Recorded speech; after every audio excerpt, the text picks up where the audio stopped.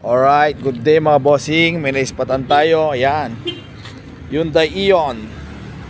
Yan, nakabags. Tingnan natin kung sasama ngayong araw na ito. Road test natin. Sana sumama. Napakaganda. Yan, pang low budget, below 200. Yan, pasok na pasok. Tingnan natin kung sasama tong napakagandang unit. Sana sumama.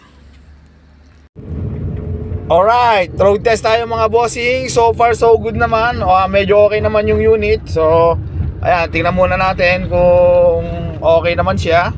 Yan, tinetest drive natin. Napakaganda nitong daan nila. Kaya nakabitaw, walang nakahawak na manibela. Yan, ay walang nakahawak sa manibela. All goods naman. Yan, tinitingnan natin kung ano magiging kapalaran hanggang mamaya. Napakaganda, napakakinis mga kapetok. Wala akong masabi, tingnan na lang natin yung kapalaran niya hanggang mamaya. Thank you.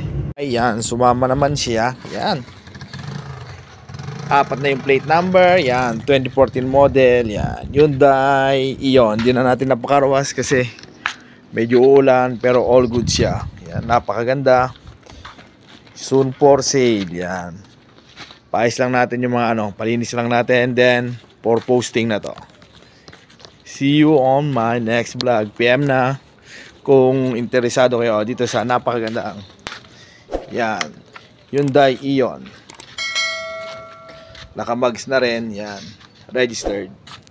Tayo na lang dalawa, tayo na lang magsama.